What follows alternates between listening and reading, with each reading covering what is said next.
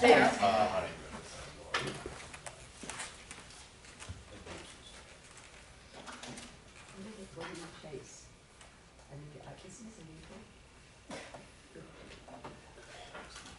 All set. Let's call this meeting of the Gulfstream Town Council to order. Please rise and pledge the flag. I pledge allegiance to the flag of the United States of America and to the republic for which it stands, one nation, under God, indivisible, with liberty and justice for all. Thank you. Rita, would you please call the roll? Commissioner Ganger. Here. Commissioner Stanley. Here. Commissioner White. Here. Commissioner Orthwine. Here. Mayor Morgan. Here. Let the record show that Attorney Randolph and the Town Manager Thrasher and Chief Ward are also present. We've had an opportunity to review the minutes from the last regular meeting on January 8th. Are there any corrections, additions, changes? If not, is there a motion? Move approval of minutes. Second. Rita? Commissioner Ganger. Yes. Commissioner Stanley. Yes. Commissioner White. Yes. Commissioner Orthwine. Yes. Mayor Morgan. Yes. Rita, any additions or changes to the agenda? I have one addition. It would be number 9E. It's voting delegates for the League of Cities to be named. And that would move the current E, which is items by mayor and commissioners, to 9F. No symbolism in F. Pardon? I know symbolism in F. No. Okay. Also see our special counsel is here. He's going to provide a report today, so we will put him at 8E after the police chief report. Anything else, Rita? No. Okay. Our next meeting is March 11th. Any commissioners have trouble making that meeting? Very good. Public comment. We have a couple people from outside of town who'd like to speak. Ed Bresnan? Bresnahan, yes.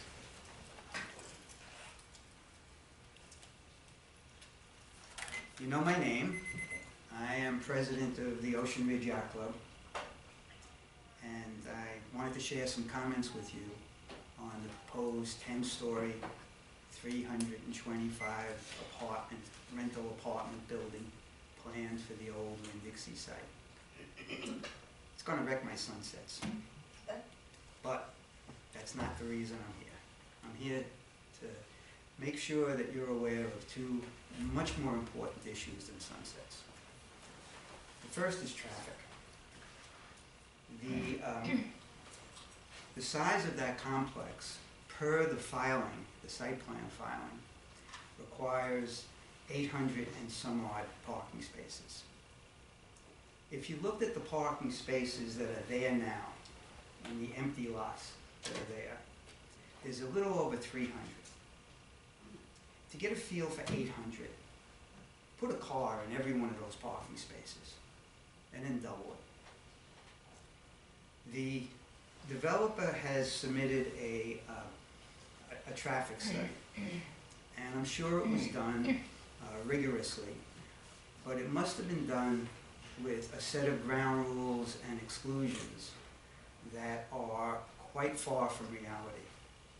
It concludes that it's okay, and if you've driven past there, you know it's not okay now. And this is before the Bright Line comes in with additional 30 trains a day. And it's before the additional bridge openings that take place because of the higher tides. That intersection since 2012 has seen a 78% increase in accidents. It's not going to get any better. The essence of the traffic issue that I want to call your attention to is the safety portion. If I've been informed correctly, Gulfstream gets their emergency services from Station 4 across the Intracoastal, as does Ocean Ridge. So that's fire, that's EMS. The congestion that's going to take place has to impact those services significantly. And the study that has been done doesn't recognize that. It does a little tweaking, the comments that Boynton has put in onto the site plan filing tweak the entrances and exits a little bit, but they really don't address that issue. So the first thing I would encourage the council to do is to get a traffic study that reflects the real world. Because what's being done has all these caveats associated with, well, it's a coastal exclusion zone and we don't have to. Address the real world. Determine what kind of response time you're going to have for the safety of your citizens. Do it in conjunction with Boynton, do it in conjunction with Ocean Ridge, do it as part of a city synchronization simulation of traffic. There are ways that it should be able to be done. The second issue is the issue of precedence that this sets. A 10-story building in this area sets a new threshold of acceptability. What's next? Is next going to be 12? Is next going to be 15? Across the way, there is a mangrove forest on the Intracoastal. It's behind Boynton Billiards. The surveyors have already been in there, according to the folks at Seagate. And there are other functionally marginal properties that exist along Federal Highway and butt up against the Intracoastal. So there's a real concern here. The mayor of Boynton has said, bring on the development. And the town is leaning in the direction of the leadership. There are a series of folks, series of citizens from both sides of the Intracoastal that have formed an organization called the Boynton Coalition for Responsible Development. Its president is here today, and that's Tom McClure. He's going to have a few words to say about the organization. We did it because we're concerned, very concerned, and we think this is a real threat to the whole Barrier Beach and to the west side residents around the Intracoastal. We don't understand municipal governments and their interactions very well. In fact, I would venture to say we don't understand them at all. We don't know what's in the sphere of possibilities. But we would encourage the commission to become proactive in this and to get out in front of it, work with Boynton, work with the county, work with the state to whatever degree you can, whatever kind of interactions you deem appropriate. But I would really ask that you become proactive. Thank you, Mr. President. Because as Richard Harris says, we'll never have this recipe again. Thank you, sir. No? Okay. Mr. Tom McClure. Thank you very much, Mr. Mayor and Commissioners. Thank you very much for having me and allowing me the opportunity to spend a few minutes with you to reiterate some of the items that Ed has passed along to you and give you a little more of my perspective of that. Yes, we have formed a corporation, Boynton Coalition for Responsible Development. I think I may have missed a meeting, so therefore they elected me president. This is about Riverwalk Plaza. If you are familiar with that intersection of Woolbright and Federal Highway, two thriving shopping centers there, Sunshine Square and where the Winn-Dixie used to be. Of course, you know, they closed that store, and it does become a Blythe area at that particular point. And we're looking for development there. The citizens of Boynton Beach need that, but they want responsible development. And so we're going out and addressing groups such as yours to let you know that we have come together and we would like to work from the beginning with the city to make sure that this is not a 10-story building that comes in with 326 units, 800 parking places, and chokes off the city for the safety of the fire departments and police departments. As Ed said, it's 78% increase in traffic accidents already, that intersection. So if you add in these 800 more, you're gonna have a recipe for problems. The CRA took a look at the proposal by the developer and had 133 comments. Folks, if they get 4 or 5, that's a lot. So the CRA is very concerned about this as well. And so we have come forward to work in partnership with the CRA, the planning and building people, the planning and zoning people, to let them know the citizens do have an opinion, have a voice regarding this development. What our concern is, we don't want any surprises, because there are no good surprises. So we have begun an active campaign. We've set up a website, and we've sent out some press releases, and we're interacting with these groups. We're asking for your thoughts, your comments, your involvement in this too, because you are a sister city to Boynton Beach. And I'll close with just a quick comment. I don't know how many of you have gone to the Publix on Sunshine Square to go shopping at 5 o'clock at night. You almost have to park on Federal Highway to get to that already, okay? You cannot get in that particular shopping center. So if you add another 10-story building, just think the impact that that's going to have. I do have a release here, Mr. Mayor, if I could give it to the Secretary or to pass out to folks, which reiterates the things that Ed and I have just passed along to you. So thank you so very much for your time. If you have any questions of myself or Ed, we'll be happy to answer those at any time. Thank you, Mr. McClure. Thank you so very much, Mr. Mayor. Appreciate it. Yes.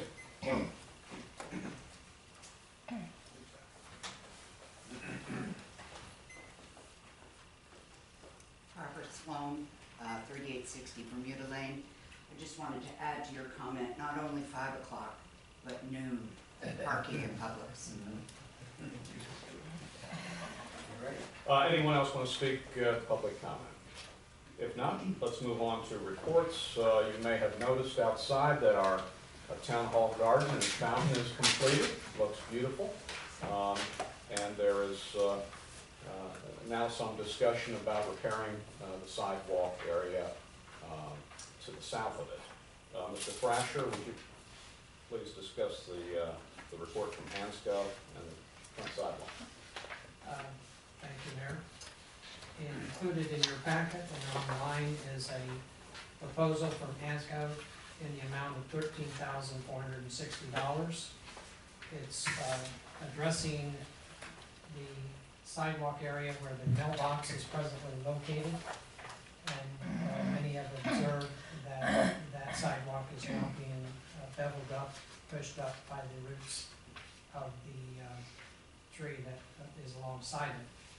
This also would include painting, acid washing, painting our existing walkway from the exit door to the parking or the pavement. And it also would include a removal of the existing sidewalks that run east and west, located on each side of the main sidewalk. If you look at those areas carefully, you'll see that they are uneven, and I am not saying that they're a safety issue, but it is something that I think should be addressed, particularly when we have done so much in the other area of the garden area. The situation is that we could eliminate $2,000 of that quote by removing the sidewalk and infilling with grass rather than infilling back with concrete. I really don't see any useful purpose of the sidewalks. I've checked, there's no ADA requirement for those. And so we would truncate the sidewalk that's located here. This door is not an ADA accessible exit. And we truncate it at the pavement area of the driveway. So I would like to bring this back to you at the next commission meeting. I'm not asking for approval at this point in time, but perhaps there are comments that residents would like to make in this regard. But this is an attempt to improve the aesthetics, which has always been a high goal here, as well as to correct some structure elements that I think would be appropriate to do some. So in that light, if I could get feedback throughout the time between now and our next commission meeting, perhaps I can include that in any recommendation one way or another in regards to this project. Bill, does the arborist, or anyone else for that matter, have any concerns about the health of the tree? If you're gonna go in there, and I assume they're gonna have to do some roofing. They will, well, this is a common function that happens a lot where these type of trees, the roots go. They will have to cut the roots, put a barrier in that area so that this disruption doesn't occur. If you'd like me to get additional opinions, I can, but we've done this ourselves with our Australian pine trees and so on. So it's a common procedure when you're dealing with a root system that expands rapidly and with great power. Yeah, I've gone over and looked at it. I think something needs to be done, but as Bill says, I think we should take the next month, have everyone go out, look at it. There are a couple questions. Number one, I think there's a real safety issue by the mailbox. That work probably has to be done. The other issue is whether the sidewalk can be eliminated, should it be eliminated. I think that's really the input that we need. Is there an aesthetic reason for keeping it? Is there a functional reason? It does save us $2,000 if we eliminate it. And then just generally whether the commission's in favor of doing all or part or none of this repair. So I would just urge you to take some time, look at it, and we'll report back at the next meeting. I have the possible renovation of town hall that's been talked about. Thank you. Are there any preliminary plans? I mean, would they be, say, talking about not putting in this sidewalk? Would they be changing this room? Would that have any bearing on this sidewalk? I mean, do you have any idea? Well, let me say this, that we have been in discussion on this very thing, trying to develop a proposal to be sent, given to the commission. We have spoken with the architect, and we also are gathering information in regards to components such as personnel.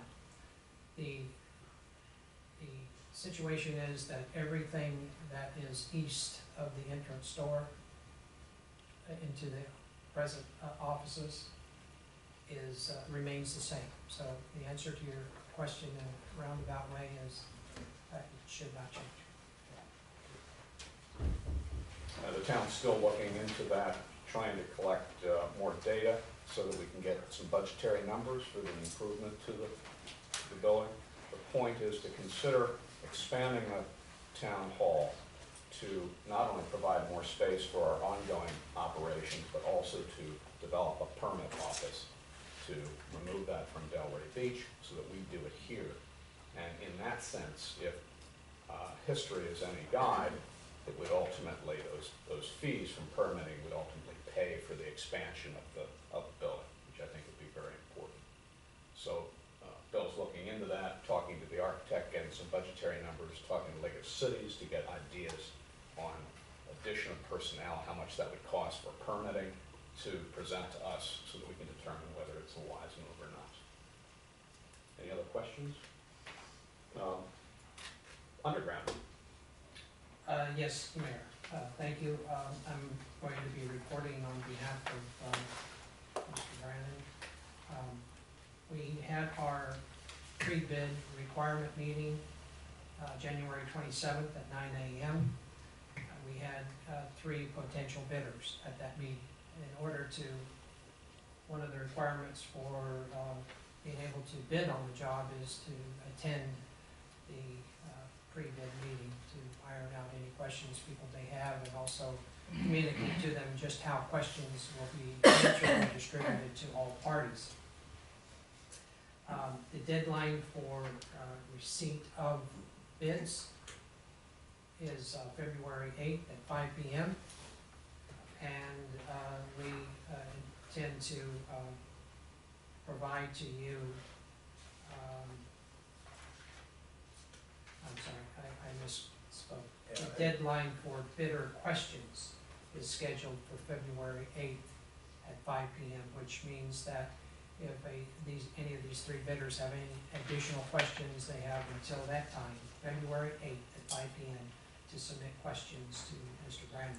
So we asked the question, did you get the Yeah. question? That's that. That's finished. February 8th? Yeah. Oh, yeah. 12. Oh, well. Can we just start all over?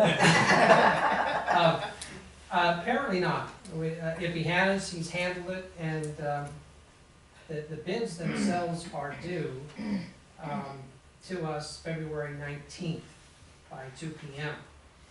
And those bids will be open publicly, Rita will be a participant, and they will be evaluated by Mr. Brandon, and a recommendation, hopefully a recommendation of the successful bidder will be provided to you at your next commission meeting, March 11th. We still dealing with some outstanding easements that are required, and it seems as though we might be able to acquire those. There are two of them that are giving us a little more difficulty, but this will not hold up our processing or our bidding process. And this week, Danny, Mr. Brandon spoke with Adelphia Comcast for the drawings to install fiber optics on the north side. With that, I hope you don't have any questions, because I really screwed this up. Thank you on that. So things are moving forward on the underground. They are. Good. Just as an observation, Mr. Mayor, there are, poles are coming down and going up. Yeah. And I think all of us are happy to see them come down. But what the heck is this, these two monster poles that just showed up? Well, what those are actually required. They're truncation poles that will be handling transformers. They will forever be there. It is a requirement to have FPNL. They will also give us the capability of looping our electric from the west side of the intercoastal. So you have that necessary requirement of those large poles housing heavy equipment for the truncation, and it must be within our boundaries, not over into our neighbors, and they are necessary. I think that should be communicated to those, I mean, obviously anyone can call you in, but Some people an have. awful lot of people, particularly St. Andrews people, have said, what the heck is this? The good news is We that could- some poles have actually come down. Yeah. There's no wires if you drive along What's the A1A. net? What's the net between two? We're way out, but I mean, the fact of the matter is, some progress is continuing. But it's moving forward. At least they're getting the bids in order for phase 2. Let's move on now. All Unless you right, have other the questions. second item, Water meters. water meters for Place au Soleil. Last commission meeting, I was given permission to proceed with the installation of what are automated reading meters, water meters. Since that time, there have been two things that have occurred. One is that I was required to sign a document in regards to training and future training of our personnel. And that document was not provided to the commission, and therefore you did not have sufficient information to make your decision. And I apologize for that, but I received it after the fact. In retrospect, had I been given that, I would not probably have made such a recommendation. We're just not geared up for the type of electronics and training that they're requiring. In addition to that, There were comments that were asked of the Place Au Soleil Homeowners Association, and although I haven't received all of them, there were some concerns by residents in Place Au Soleil, wondering, and this is the one that seemed to bother me the most, is that, or caused concern for me, wanting to know why we're doing it over in Place Au Soleil and not on Barrier Island, as though we're doing a test pilot, and I think I used that expression, so that's my fault. But that was not the intent at all. So with all of those things in mind, and with you not having all of the information available, which is a technical flaw in the approval process, this job has been halted. In plain English, we will continue to look at meters, write down, and life goes on. We will operate as we have always operated. Thank you. We had deferred decision on it until this meeting anyway, so it appears nothing further needs to be done on that particular issue. Barrier Island Community Feasibility Survey, Mr. Okay. Thrasher. Many people may be aware, some may not, that Highland Beach, as a result of current situations, has decided to join back with us, the four communities, as originally was planned in the feasibility study, and also financing the cost of that study.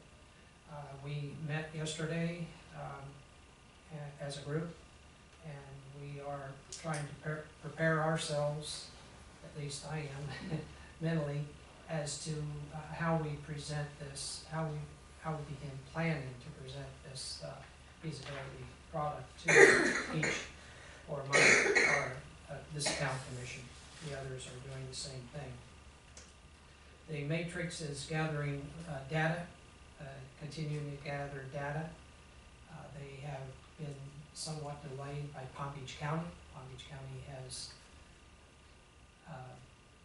not provided the information we want as yet for Manalapan and South Palm Beach. We are working through that challenge. We will be successful with that challenge one way or another, and consequently the timeline has been expanded for the finished product from Matrix, and that should be understandable in that we must have a composite range of data in order to come up with an educated and a responsible product for each commission. There is a interesting article in today's Post that interesting to me. It may not be to anybody else, and this may be something that I should keep to myself, but Palm Beach Gardens has elected, budgeted for a new fire station. That fire station is $2.6 million, but in that article, it discusses the components of the fire station, components of which we would not be interested in, but it does give a current day idea of what a fire station could look like for $2.6 million. Just interesting comment. And with that, I have no other comments. Any estimate on when that report may be completed for Matrix? I believe the report will be completed perhaps, I'm going to say, I believe, late March. Okay. Any other questions on the? Well, while we're on the subject, I'm sure, speaking of the Post, that all of us read in the newspapers that Del Rey has chosen to charge Highland Beach an extraordinary increase in the cost of providing fire service for Highland Beach under a long-term agreement. And the reason Highland Beach came back to us is not because they got curious. It's a fact of life, which is that they face a $400,000, what, $600,000 increase in their fire EMS service from Del Rey.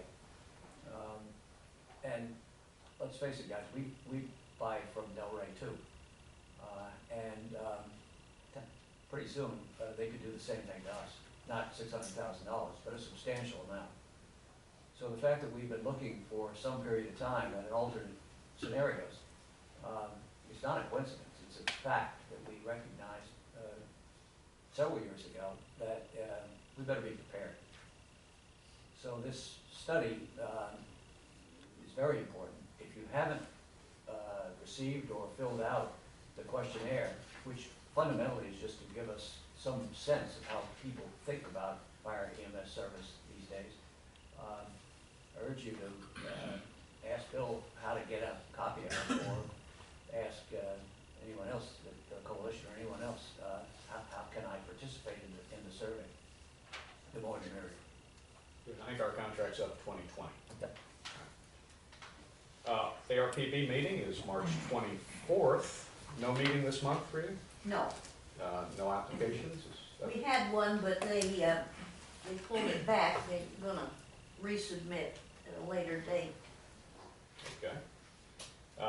Finance report, Mr. Thrasher. We have been provided a financial report for the month of January. It's not required to have it approved, but I can answer any questions, try to answer any questions that you might have concerning information. Okay, both financial report and a water usage report. Any questions, Town Manager? If not, thank you. Accept those as noted. Chief Ward, police report. I request that the January activity report be accepted as submitted. We'll accept that as submitted. Thank you, Chief. Special Counsel Robert Sweetapple. Asked him to prepare a report for the commission regarding the current state of litigation of public records. Good morning, Mayor Morgan, Commissioner members, Attorney Randolph. As Mayor Morgan indicated, I've been asked to provide you with a formal report because, as you know, this has been a very active matter, and I have prepared a report that's somewhat lengthy, and I hope you'll endure the fact that I'll be reading most of it. That's not my normal style, but I do want to make sure that all the points in the report are recited carefully and accurately, if only because me and my law firm have been sued 3 times in the course of representing you, and I consider that a privilege because everything I've done in this case I've done with firm conviction that the town's correct and that the attorneys representing the town are correct. I tried a case in North Carolina, a jury trial in Raleigh about 3 summers ago, and after we won the case and the judge watched the plaintiff, at the conclusion of the trial, he saw me come in early in the morning and he said, "Mr. Sweetapple, do you know the best predictor of future behavior?" And I said, no, Your Honor, I don't. And he said, "Past behavior."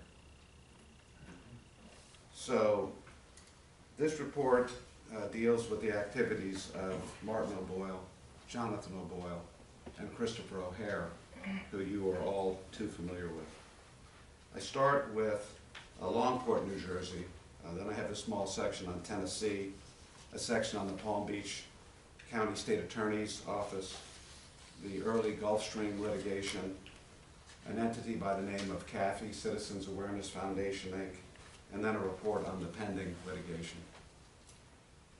I believe it's important for you to understand that the town's current disputes are not atypical for Martin O'Boyle. A New Jersey Law Journal reports that Mr. O'Boyle entered into a conflict with the town of Longport, New Jersey in 2007, approximately 9 years ago, when he was cited for a zoning violation. Mr. O'Boyle is reported to have filed numerous lawsuits through his corporation, Commerce Group Construction, Inc., and his organization, Citizens for Open Government, LLC. These were lodged against various individuals and the press. Keep in mind he also filed numerous OPRA which are open document or records, an acronym in New Jersey. In the case of Martin E. O'Boyle v. Peter Eisen, which was a defamation case that Mr. O'Boyle brought that was dismissed by the court, the Superior Court of New Jersey Appellate Division noted, quote, from September 2007 through early 2008, plaintiff Martin O'Boyle and members of his family filed multiple requests pursuant to the Open Public Records Act, OPRA. Longport's only clerk worked part-time, and she did not address the requests within the time required by the statute. At one point, the clerk went to the emergency room because of the stress she attributed to the flood of OPRA requests. And in February 2008, the borough's solicitor notified plaintiff that it would not accept any OPRA requests he filed, explaining that the numerous requests were substantially disrupting governmental services. The solicitor claimed that Longport had received 190 requests on October 16th and 17th, and 30 filed October 31st. The Longport dispute included the flying of planes and banners, trailing messages calling the mayor a puppet, and more cryptic enunciations, as well as signs that were placed in various places throughout the town. It may sound somewhat familiar to you. Now I'd like to turn my attention to Tennessee. In state court litigation in Tennessee, Judge Young found that, quote, O'Boyle's intent, purpose, and strategy in pursuing his claims was to conduct this litigation in a manner which had the maximum financial impact on the defendants. The purpose and strategy manifested itself in O'Boyle's repeatedly making arguments and taking positions, irrespective of their merits, that would maximize the inconvenience and cost to the defendants. More than 7 years, this is a quote from the judge, more than 7 years of frivolous litigation spawned by the zealous temperament of O'Boyle, has placed an extreme burden on the clerk of this court over and above the everyday course of business. Judge Young also found that Mr. O'Boyle had filed, quote, serial motions, unquote, denying he had given inconsistent testimony, which motions, quote, served dual improper purposes of attempting to relitigate issues upon which the court had previously ruled and unnecessarily increasing the defendant's costs. The court found this conduct sanctionable. An affidavit by the trial court noted that it had previously sanctioned the plaintiffs on 2 occasions in an amount totaling $250,000 and twice held them in contempt. Section 3, the Palm Beach County State Attorney's Office. Mr. O'Boyle next directed his attention to Palm Beach County after the 2011 misdemeanor DUI conviction of his daughter and the unsuccessful appeal of that conviction. The Palm Beach Post reports that, quote, in 1 month, O'Boyle's company, Sweet Errand Boy Blimp Co., LLC, submitted 1,328 requests to Ehrenberg, the Office of the 19th Judicial Circuit State. That included 874 requests to Bruce Colton, State Attorney of the Treasure Coast, and 454 requests to Dave Ehrenberg, Palm Beach County State Attorney. More than 1,000 requests were sent over 3 days, February 25 through February 27. Gulfstream.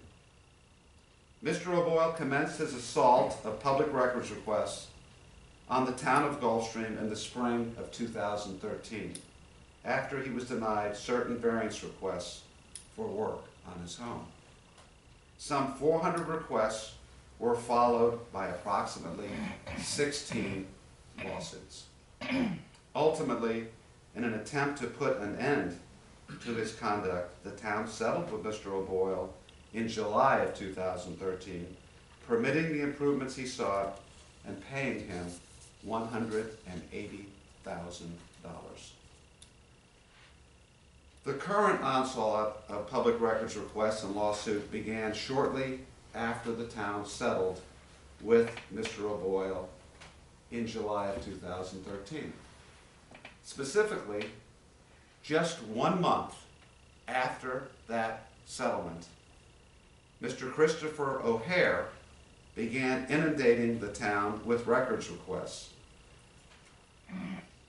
From that date in August of 2013, when the town began keeping detailed logs, until the end of the year, Mr. O'Hare averaged in excess of 100 requests per month. By October 2013, just 3 months after the town settled with Mr. O'Boyle, Mr. O'Hare had filed his first public records suit. More than a dozen lawsuits had been served on the town by January of 2014.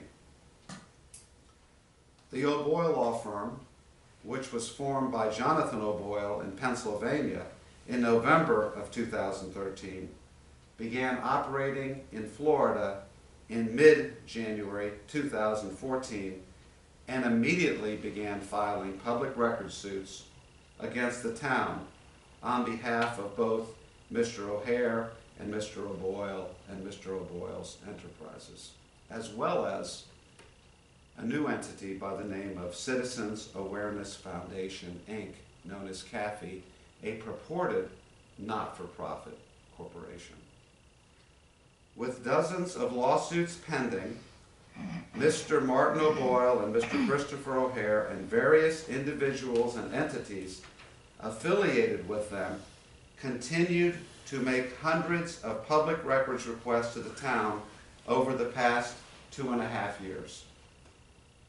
Ultimately, they have made approximately 2,000 public records requests, beating all previous records in the prior areas that I have described to you.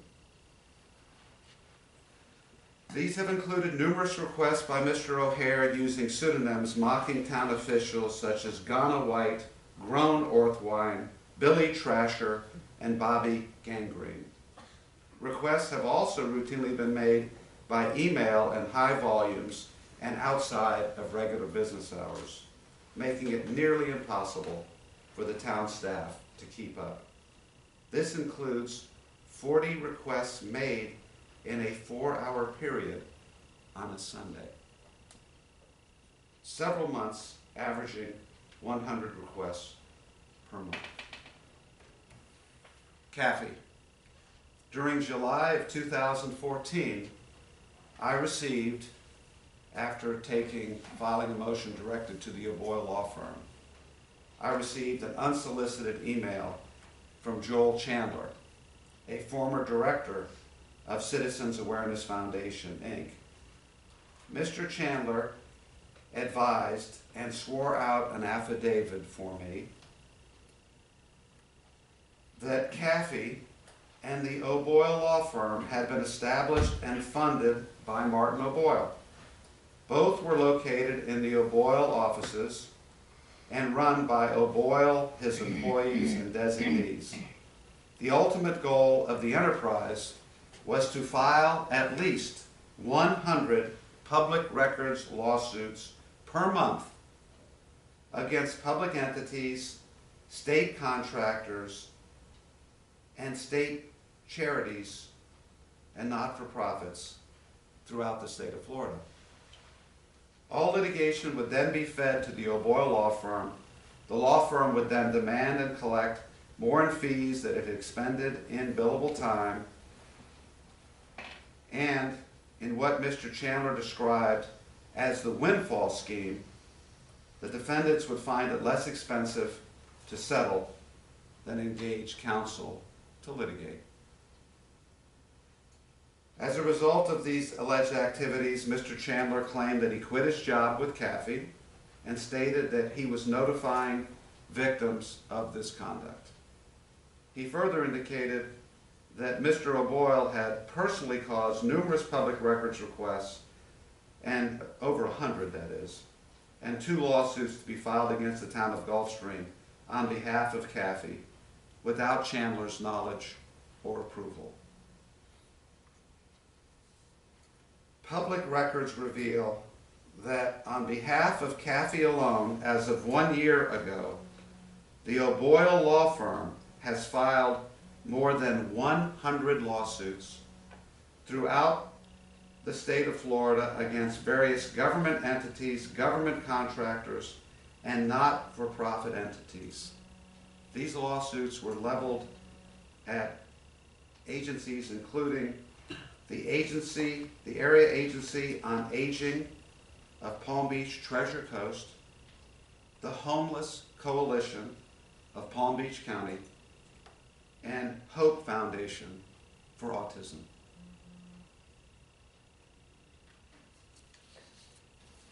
The pending litigation.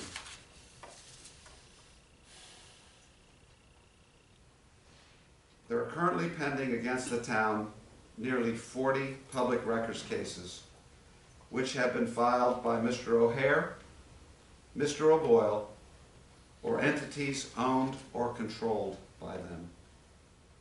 These lawsuits are largely being advanced by the O'Boyle law firm. In essence, Mr. O'Hare and Mr. O'Boyle have filed thousands of public records requests, inundating the clerk of the town of Gulfstream to frustrate her abilities to comply with the requests. Thereafter, suits are brought complaining about the speed and accuracy of the responses, seeking attorney's fees and costs. The current version of the Public Records Act only permits the plaintiff to recover. The plaintiffs, none of them, Mr. O'Hare, Mr. O'Boyle, or any of the entities, have succeeded on any of their public records claims to date, and several of them have been dismissed after motions for sanctions have been filed, and we are filing motions for sanctions, routinely seeking attorney's fees in defending these actions. The only case to have gone to conclusion, the town won. It has been appealed by Mr. O'Boyle, and that appeal is pending. We are noticing all of these cases for trial. We have just filed an affirmative defense setting forth that all of the conduct of the plaintiffs has been designed in bad faith to undermine our ability to respond, and to the extent there's any response that wasn't timely or perfect, it was a result of the bad faith conduct of the plaintiffs as described in this report.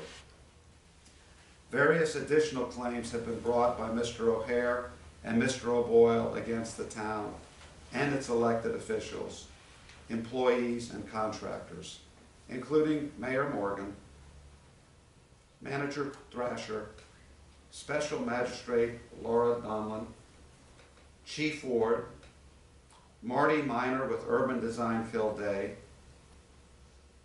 myself, for alleged federal and state civil rights violations. Those against me were dismissed, as were the federal cases that were brought before Judge Mara before against Mr. Morgan. However, I'm still being sued for defamation, and I expect that every time I speak the truth, I'll be sued for defamation. But as I said, that's my privilege. These claims are being handled by Insurance Counsel. The town has obtained favorable dismissals of several of these suits, one of which was just affirmed on appeal by the Federal Appeals Court and resulted in favorable fee entitlement awards against Mr. O'Boyle for his frivolous filing. None of these claims have been decided in favor of Mr. O'Hare or Mr. O'Boyle. Lawsuits have been filed against the town attorneys, including 3 suits against me or my firm personally, and a lawsuit against Joanne O'Connor and attorney Skip Randolph.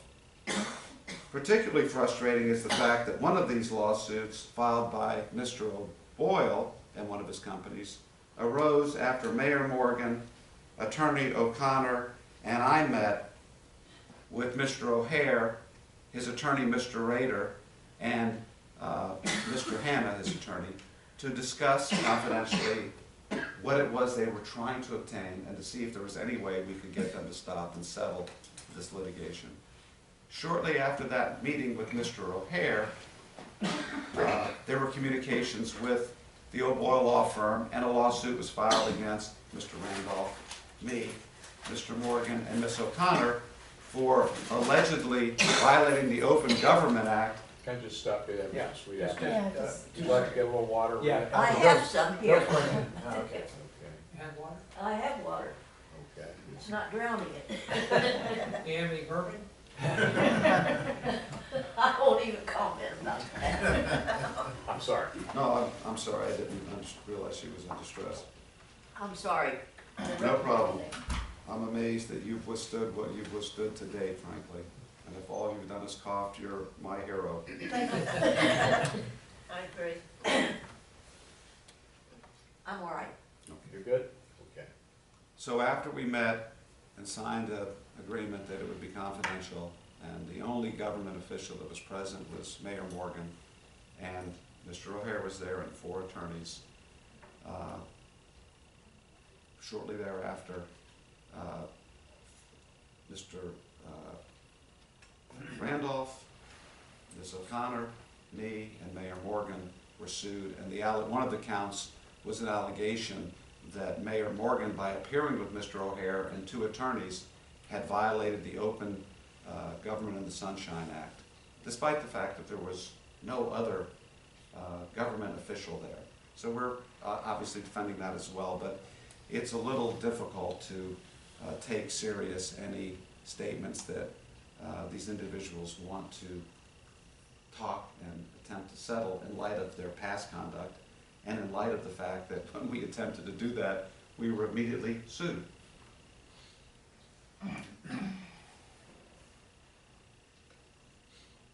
Mr. O'Boyle has repeatedly flown banner planes over West Palm Beach and Gulfstream, degrading the town's attorneys and officials. He's put signs. Mr. O'Hare has engaged in the same type of conduct. I don't think I need to go through that with you. It's legendary. More recently, however, the attempts to particularly target the attorneys defending the public records cases has intensified. I'm receiving direct public records requests, and approximately 200 requests were sent to almost every attorney at Mr. Randolph's law firm, Jones Foster, in late November and December of last year, shortly after his ethics claims were dismissed in his favor. Conclusion. In 35 years of practicing law and litigating cases throughout the state of Florida and the United States, I have never encountered such a concerted pattern of abusive conduct directed towards a local government. It's clear to me that you were intended to be the poster child for CAFI, and that if anyone in the state wanted to resist paying to avoid litigation, all you had to do was look at Gulfstream and realize that was going to cost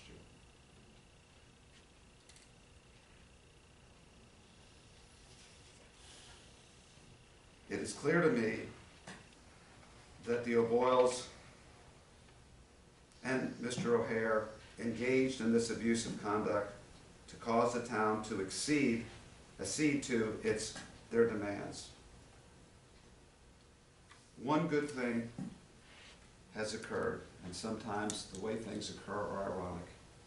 I knew asking the court for an injunction to allow or to disallow or prevent someone from employing a Florida statute would be very difficult.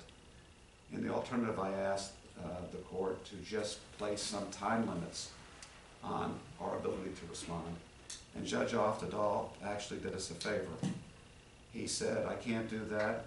That's, the statute allows this. The Fourth District Court of Appeals allowed anonymous requests. Motive is unimportant according to case law. Statute says you have an absolute right to do this. However, it's clear to me that if this is going on, there's a serious problem in Gulfstream. Here's a law review article where you're written about, if you didn't know that. And this is something that the legislature, just as Judge Morrow said, federal Judge Morrow said, the legislature has to deal with this. And when I started this litigation, I recognized that Florida had the most liberal, aggressive Public Records Act, not only in the United States, but in the world. Where else does the government have to give someone any document it has regarding any subject? And we've all embraced that as a great law until we saw that you could bring any government to a halt. I've repeatedly argued to these judges, give me 10 lawyers and 10 word processors and I can close your state.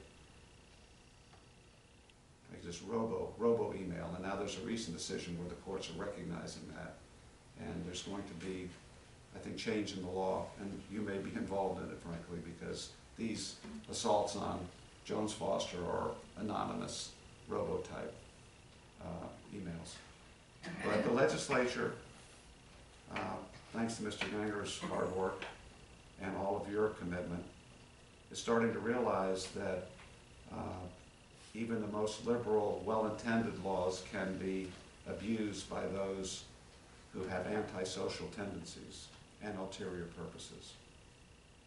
And that something's going to have to be done to stop rewarding people with attorney's fees for that type of conduct.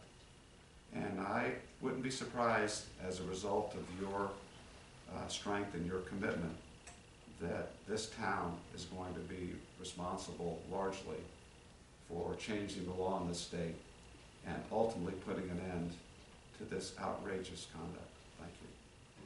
Thank you, Mr. Spiegel. We move on. Ordinance number 15/9. Ms. Taylor? This is an ordinance of the Town Commission, Town of Gulfstream, Palm Beach County, Florida, amending Chapter 70 of the Town Code of Ordinances, the Gulfstream Design Manual at Article 4, Site Development Regulations, eliminating Section 70-71C, Incentive Floor Area Ratio, amending Section 70-77, First Floor Elevation, and 70-78, Seawall Height, amending Chapter 70, Article 5, Area-Wide Standards, Division 1, General Architectural Standards, at Section 70-100, Roof and Eave Height, Section 70-101, Windows, Section 70-105, Garages and Accessory Buildings, and Section 70-106, Color, amending Chapter 70, Article 5, Division 3, General Landscape Standards, Section 70-148, Principles, and creating a new Section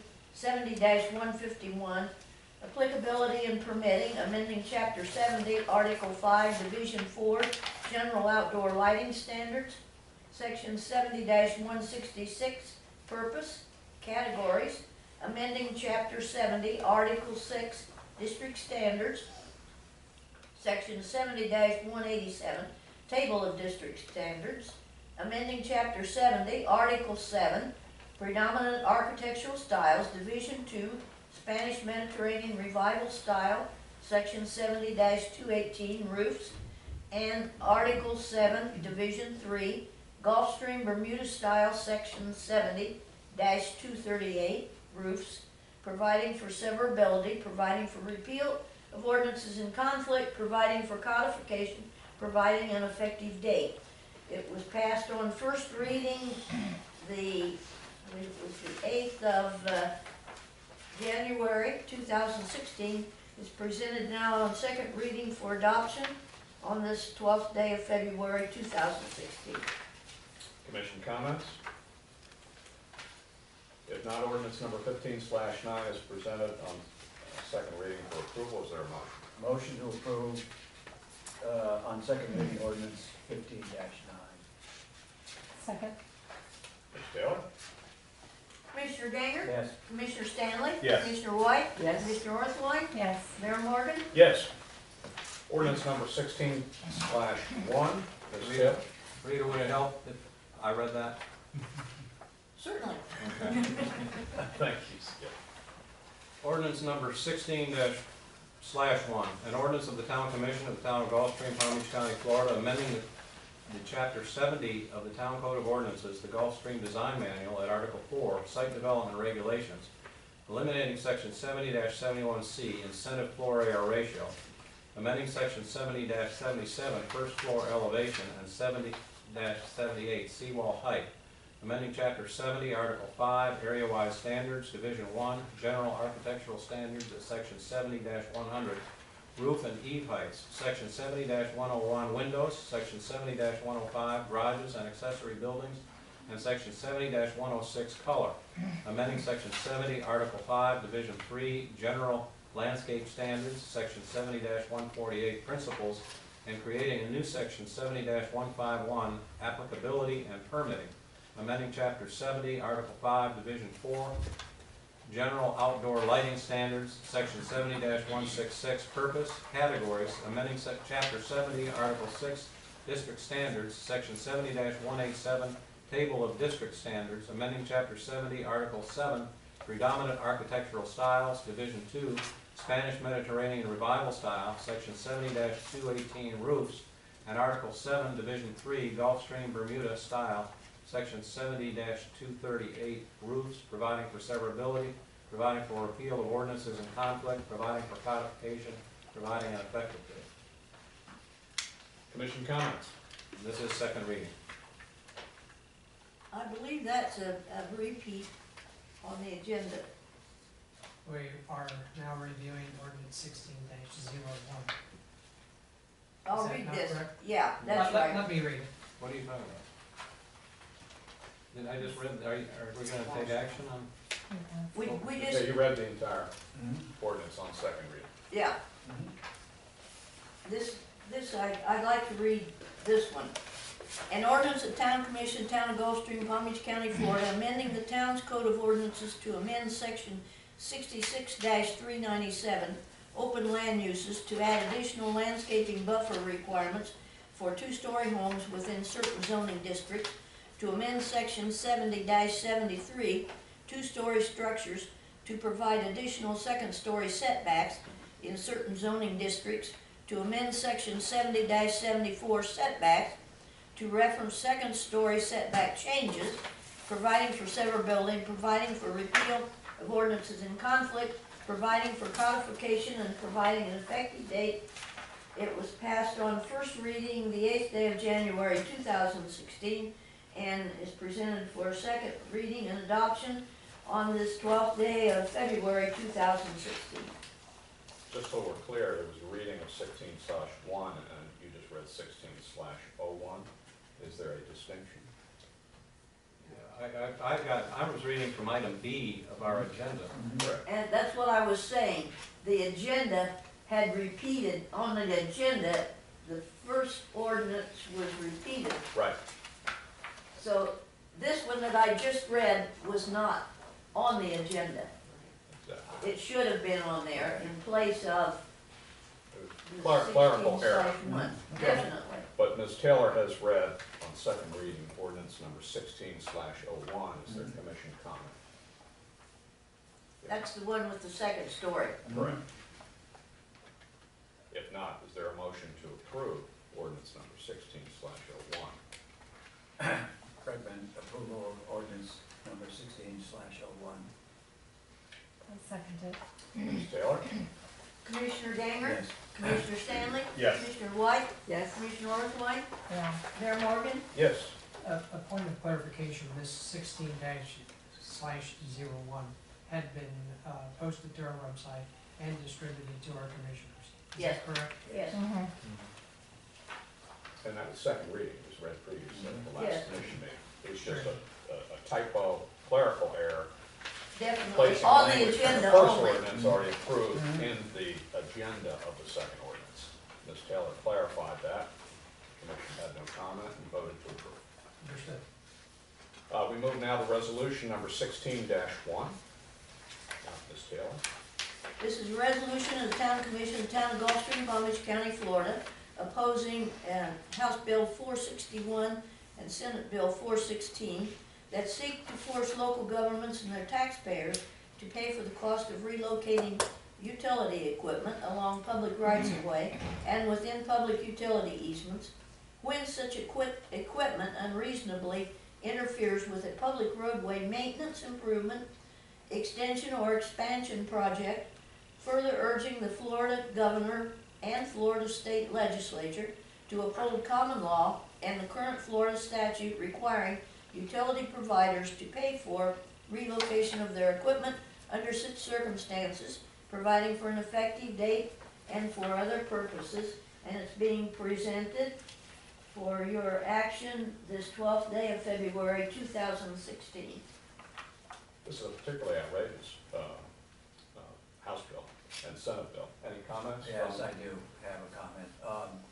This bill has been around for a while, and the Florida League of Cities and others have opposed it, opposed elements of it for some considerable period of time. When you read this bill, you would think that FP&L is the bad guy here. They don't want to pay for moving their equipment in the utility easements.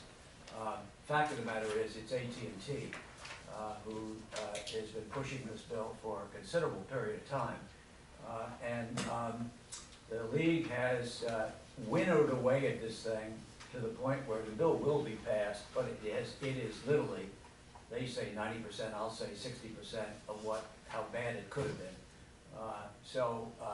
The question really is, a question for us is, does a resolution make any difference? And the answer is probably it does, and it makes a lot of difference to some people. So doing this, and I fully understand that no one in this room understands what is in this bill.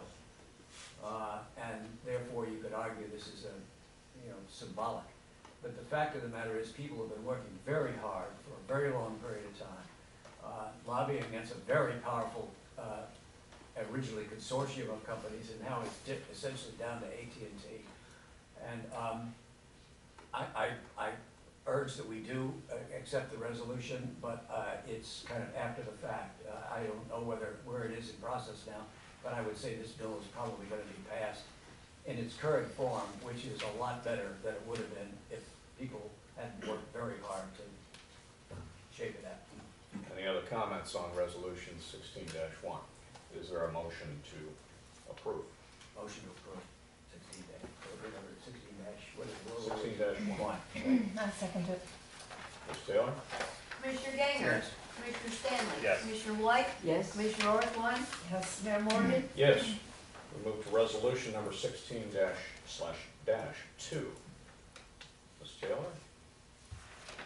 It's a resolution of the Town Commission of the Town of Gulfstream, Florida, supporting and encouraging efforts by the town of Lake Clark Shores and neighboring municipalities to proceed with improvements to the chain of lakes, the Ocean to Trails Initiative, and development of a boat lift at the C-51 Canal, S-155 control structure, providing an effective date and for other purposes.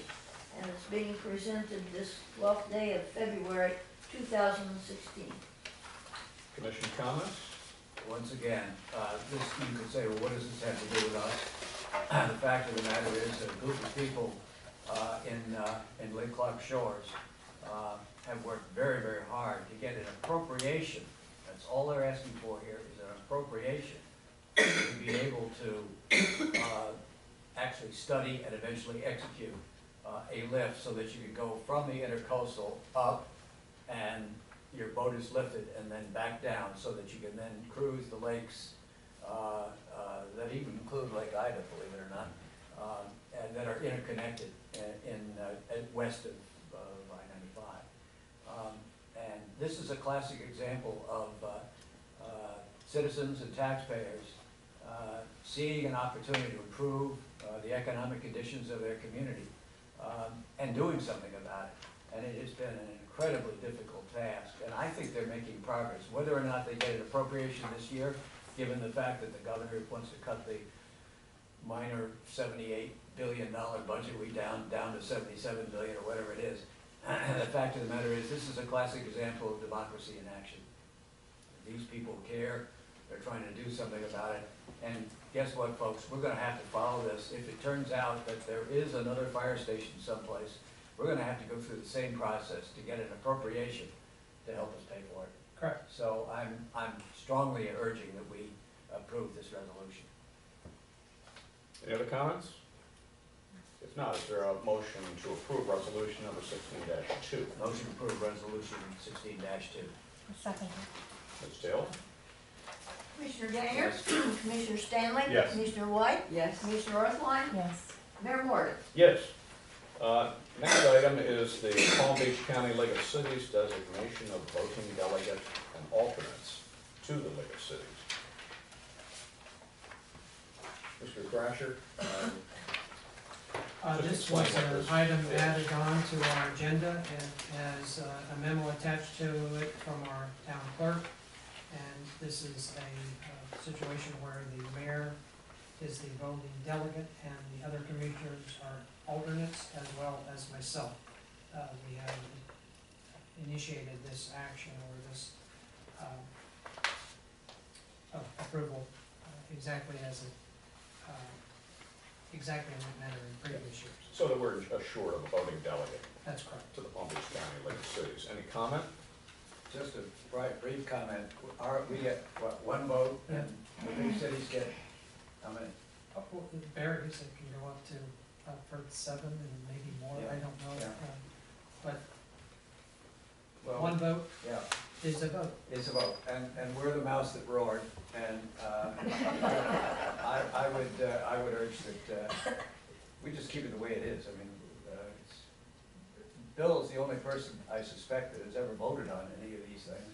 Is that true? I mean, I think that's true. yeah, okay, so, but I think his relationship to the League of Cities, it has been unbelievably helpful to this town.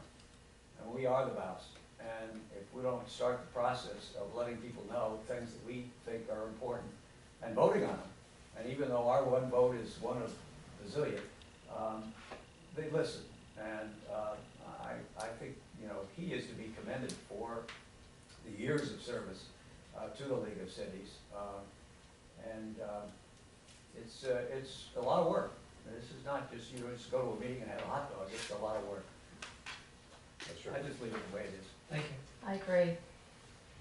We have a motion. We need to a that motion to designate the voting delegates and alternates as described by Mr. Thrasher. I so move. Second. Ms. Taylor? Commissioner Ganger? Yes. Commissioner Stanley? Yes. Commissioner White? Yes. Commissioner Orthwein? Yes. Mayor Morgan? Yes. Move to items by mayor and commissioners. I felt it important to have special counsel Sweetapple prepare and deliver his report today so that not only the public, but more importantly, the commission, the entire commission, recognizes and understands fully what we have been up against over the last couple of years.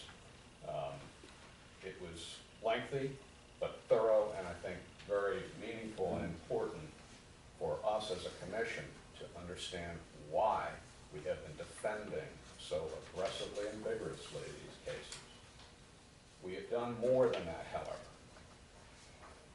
Vice Mayor Ganger has been diligent.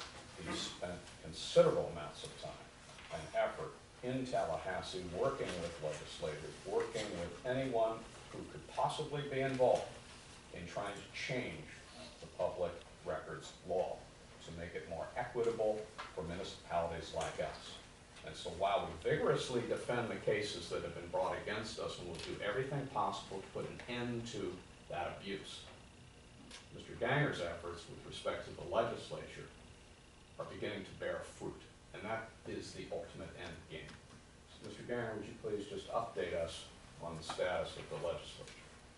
Well, whereas our distinguished counsel, who for the record I've never met, I've only heard you in other situations, thank you for coming to this meeting, and I wish I knew all the things that you told us today, because, and maybe I don't, because I get 2 minutes or 3 minutes in testimony in front of House committees, Senate committees, which is a little less than you took. But I think I've said the same thing over and over again, with an objective, more importantly, of making this not a Gulfstream bill, but rather a bill to protect the rights of citizens and municipalities and any public agency throughout the whole state. I guess an awful lot of people are copycats, and I don't know whether Mr. O'Boyle and Mr. O'Hare were copying somebody else or others are copying them. But as you eloquently said, give me 10 lawyers and 10 whatever emails. Word processors. Yeah, word processors, and you can take the state down. The people with unsavory motives usually trip and fall on themselves.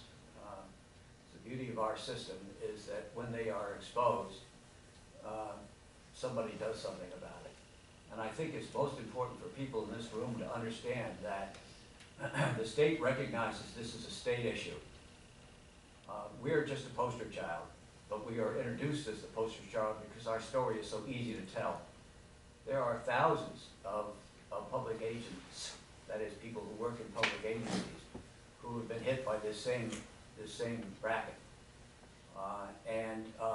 The beauty of it is we have a very good law,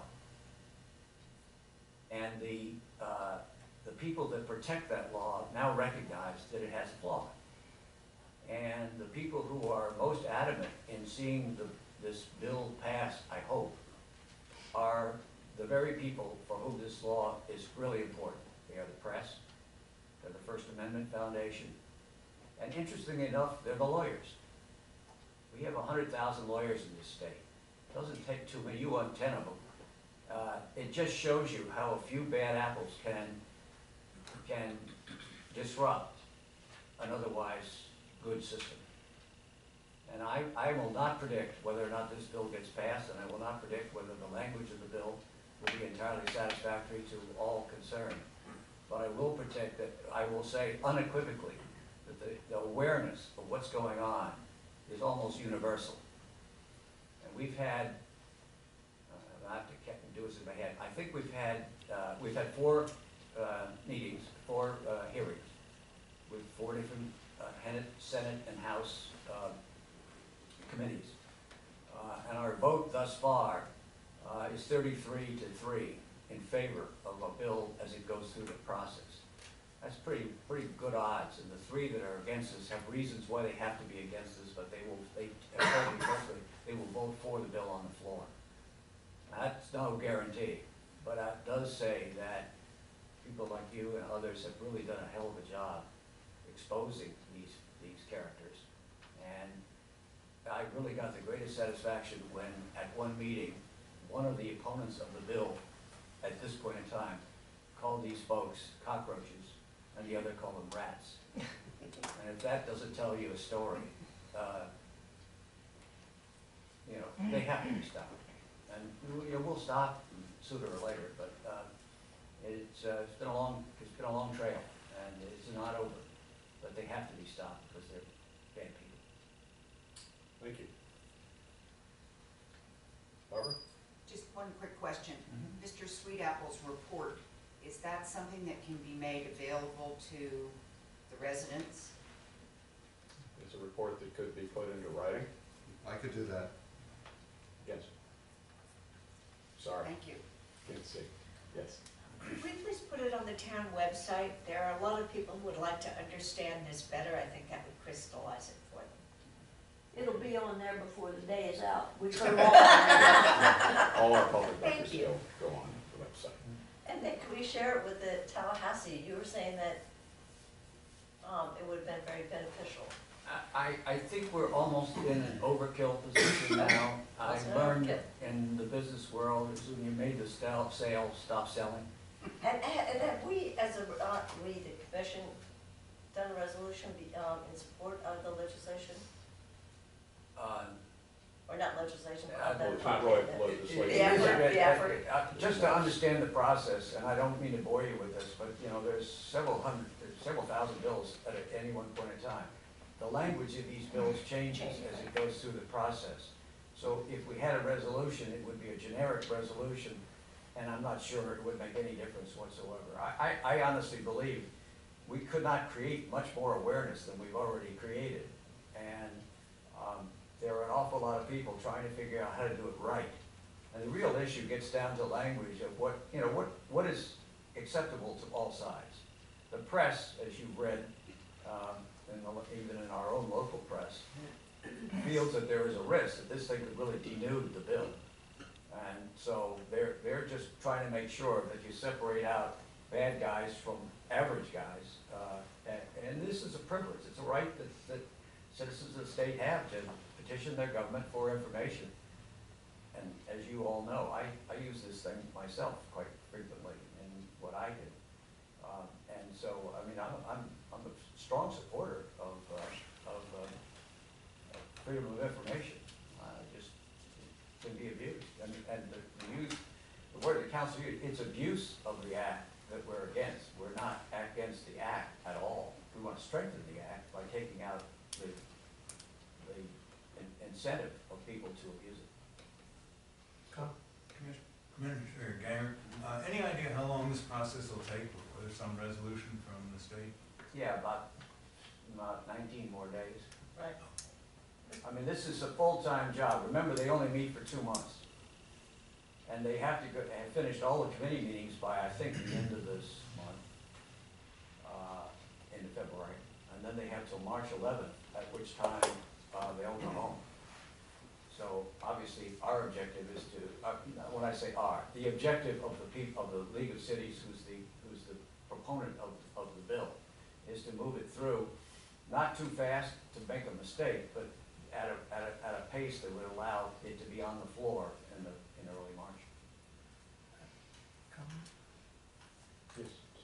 In addition to what Mr. Ganger has done and somewhat address your question, I can tell you that the town is diligent in communicating individually with each committee member as this bill is heard by the committees. So not only does Mr. Ganger appear personally, there's also additional communication to each and every committee member, asking them to oppose or to support our bill.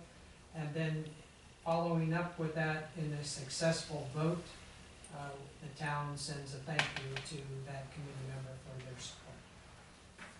See, I didn't even know that. You did too. You never say you don't know. Just having watched this commission over the last couple of years, I gotta say, I am extraordinarily impressed by the decisions you've made, the efforts you've undertaken, and the jobs you're doing. Thank you very much. Any other items by the commission? I do have another. For some time, it has been concerning me the length of time that we allow for public comment. We allow 5 minutes. It's an awful long time. Most municipalities, I think almost all of them, are in the 2 to 3 minute range. It seems to me that 3 minutes is an adequate time to make your comments, make your statements. It's not a question and answer time, so it really should not involve really even the 3 minutes unless it's a particularly complicated issue that someone wants to address. I would like to get the commission's input on whether that policy should be changed so that public comment is reduced from 5 minutes to 3 minutes.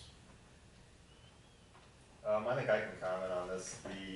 When I first joined the commission, we were, and Joan knows this well as a lot of you, you know, we're trying to get back to sort of where we were, and we're unable to do that. You know, it's progress, that website, different things. And I talked to the staff and some other people, I think maybe Skip on occasion, we're like, well, we just show up and we all get along and we just you know, we mind the rules and Robert's Rules of Order to a certain degree or whatever the commission sets for the meeting, and this is just how we've done it. And, you know, slowly, things have changed, and so I think we, and the mayor can comment on this, and Joan, Commissioner Orthwein can, so then we said, well, instead of just getting up and talking about what you want to talk about, which is, you know, my lawn got turfed, or we need to fix the roads, or different things, school pickup routes, that sort of stuff. We ended up on 5 minutes, which we thought was substantial enough. And now, you know, we've got more stuff going on.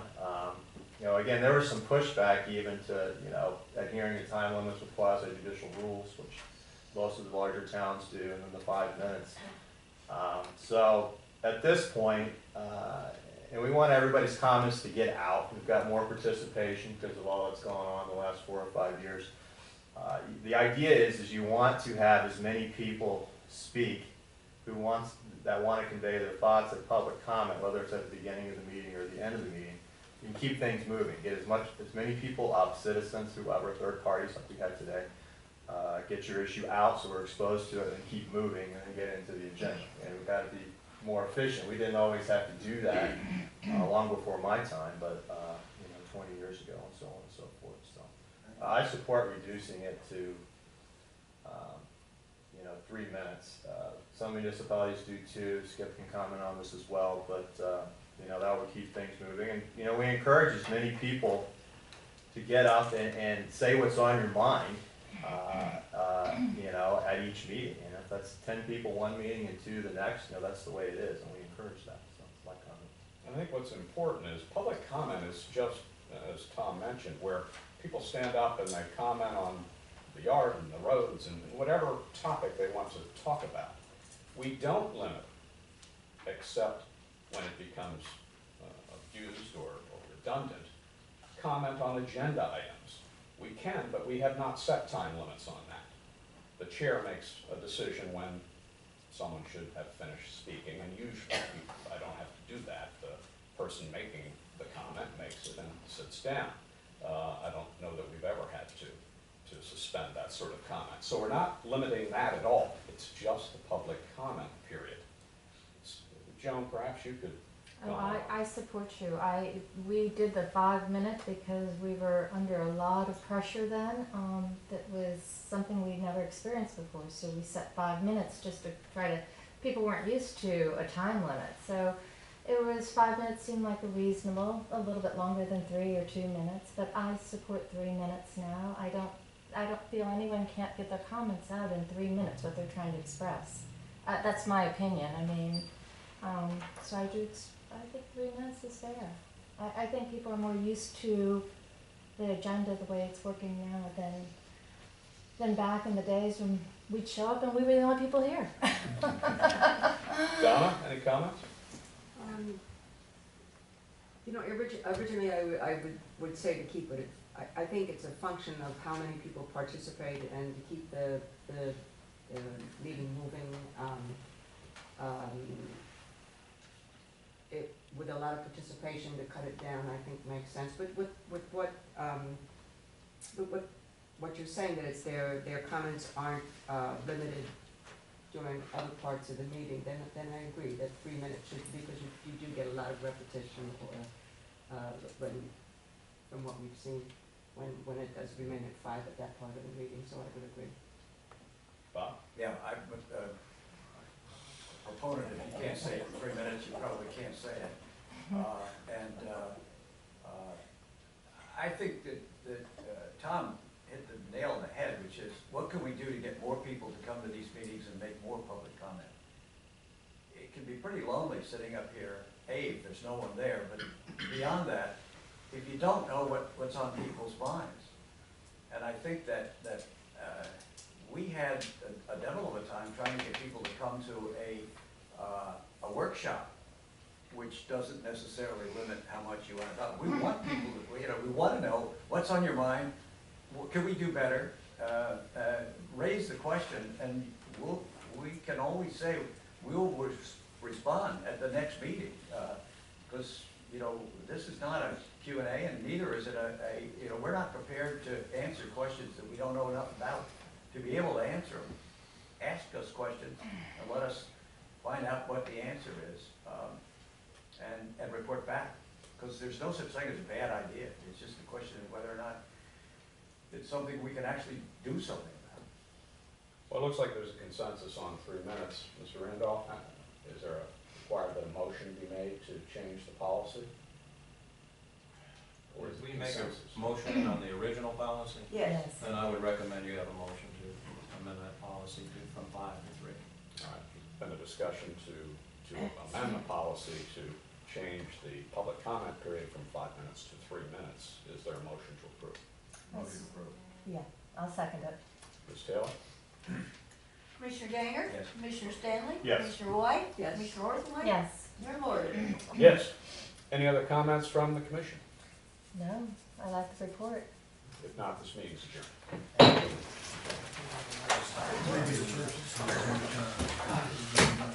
don't know if that was what we were done saying 3 years ago or not.